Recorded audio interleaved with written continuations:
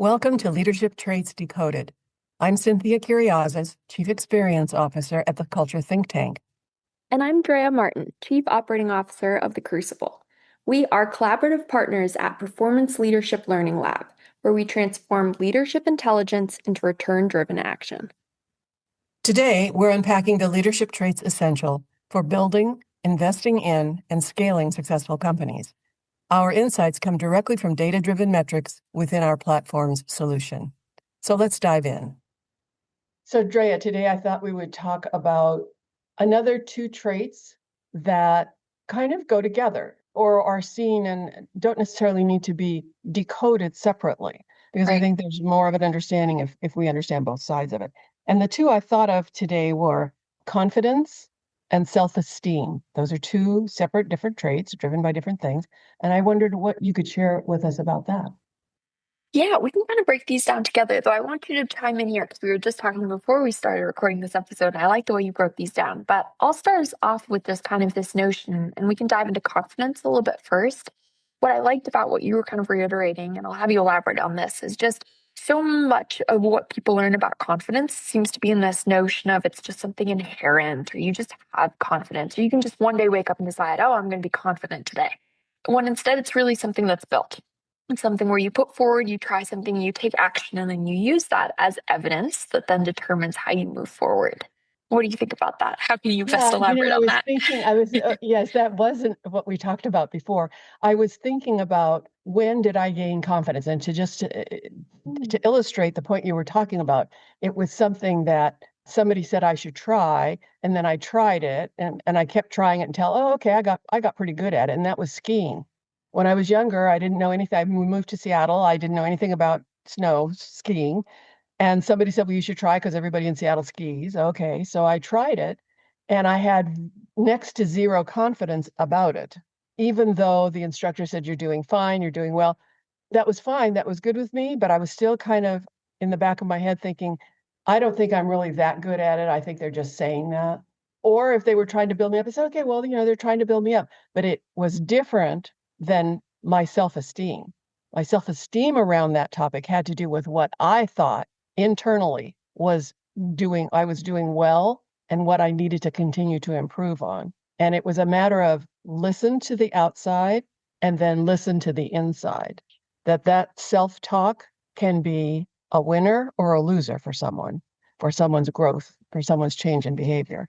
That to me was the difference. That confidence came from what people on the outside would say about you, and you would hear it from several people.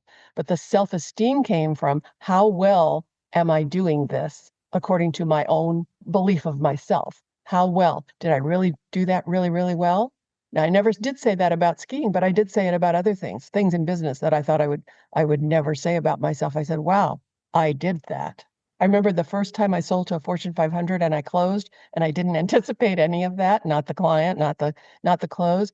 I thought, wow, maybe I am really getting better at this. And I felt really good about that because I tested myself and it came out. Very cool. Yeah. So kind of building confidence through that by evidence that you're seeing from something else. Very cool. Yeah, that makes sense and aligns to kind of our own definitions. And I pulled up here kind of how Crucible itself defines some of these. And self-esteem we really break down as that notion of kind of uninhibited by self-doubt. So not allowing self-doubt to be the thing that at least holds you back. So it is kind of that internal, what you're driving forward. While confidence has more to do with kind of the belief in your ability to succeed and overcome challenges, which can be then feared and suggested by other people's opinions and kind of your own ability to see what's happening and use prior information to back that up. Yeah. So in the way that you phrase that, for me, it was like self-confidence is the idea. Confidence is the idea that you can get from the outside, but self-esteem is the proof that you used it well. Whatever the learning was, you learned it well enough to believe in yourself that you're doing a really good job. So building self-esteem in adults and in children is kind of the same. The child may not actually believe that they're doing something very well, but eventually when they keep trying it, they see that they have that data. Yeah, I'm really comfortable doing this. They may not use those words, but it's the same idea. Right. Yeah. And how we see this play out then, which is an interesting one, is Yeah. I mean, Yeah. these are definitely important traits and something we do separate. So, pulling this out too, I think often when people think about someone with high confidence or high self esteem, they might think about arrogance. And I want to share those are different areas. Arrogance is a contaminant, and that's something that's the negative side, maybe of some of this. And that's more the inability to take feedback and kind of believing that you're the smartest person in the room. That's arrogance. Confidence and self esteem are very healthy. Higher levels of these are great, especially for leaders to have, so that they are self-assured, so they're not letting themselves be taken down by things like self-doubt, so Yes. that they're able to Mhm. use their own experiences, back themselves by evidence of their own abilities, and stand strong in what they can do. So there's definitely a distinction there. It's interesting always, though, when we work with a group that has lower levels of confidence and self-esteem to figure out how to best bolster those. So I'm curious, especially from your perspective of like somebody who has lower confidence and self-esteem, which I run into often with younger professionals. Yes. And then also can see sometimes if you're in a group and maybe there is some tension, there's lack of alignment and different things that might arise. Some people have a little bit more trouble feeling more confident and having more self-esteem in their own abilities, their own role, their own fit. So I'm curious how you navigate maybe some of those situations within that group, or for that individual who's just starting out, who's maybe a little bit of a younger, less experienced professional who's trying to kind of get their feet in the ground and still be able to portray and do things with confidence, even if a lot of that isn't inherently available and built yet. Yeah, I'll go back to my skiing example, which is Yeah. if you're working with someone younger who hasn't had enough feedback to know whether or not they should be confident and have self-esteem, the issue is recognize that, have a back and forth, and give them another step. And it's the same with skiing. Okay, you made it down this hill. Now we're going to make it down this hill. And then these are the different types of skills that you need to get down this hill. Mm, And now, okay, you very got cool. down that hill. Let's go to something deeper until, you're crazy and they get you on a black diamond. And then you go, what did I do? Right? Because Right. they really believe this. Okay, all right. But it's the same thing. It's a step-by-step thing. Nobody jumps into a role and is new in that role or young in that role and exhibits confidence and self-esteem. It just doesn't happen that way. So very important for our leaders to think about that. How do you instill confidence and support to get through the difficult things that young and inexperienced people need to get through, and even experienced ones.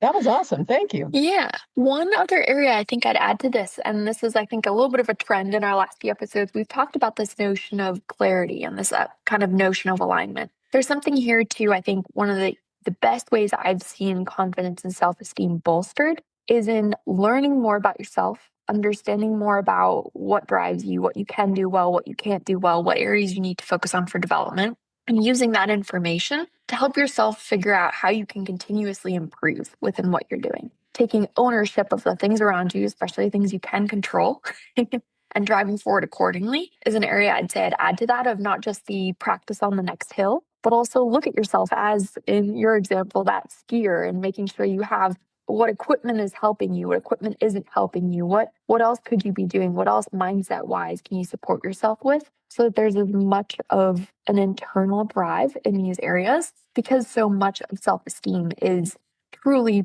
practice and repetition and Right. kind of building that up. So it's an interesting area where I'd say the more information you can have too about what you want, why you're working on this, why this is something you want to gain experience in, the impact you want to have, all of these can be incredible drivers for improvement. Oh, for sure. Because anybody who is successful usually says, well, I did this at this level. What do I have to do to get to the next level? What is it Right. that I need to change about my communication behavior, whatever, that helps me grow? And a leader can do that for their staff very well, step by step. So thanks for Um, that one. I like this one. I also wanted to remind our audience a couple times we referenced the trait arrogance. And we have done a presentation on arrogance. We have done a session on arrogance. All you have to do is look it up on the website, and then you can go there and get a little fuller picture. yeah, fantastic. Good reminder. Great. Thanks so much, Cynthia. Thank you, Appreciate your Drea. insights. Appreciate it. Bye-bye. Thanks for listening to this episode of Leadership Traits Decoded. You'll be able to find all our episodes on the Performance Leadership Learning Lab website at www.pll.lab.com. Or you can listen on your favorite streaming platform. We'll be back soon to explore the next essential trait. Until then, feel free to connect with us on LinkedIn if you have any questions or ideas.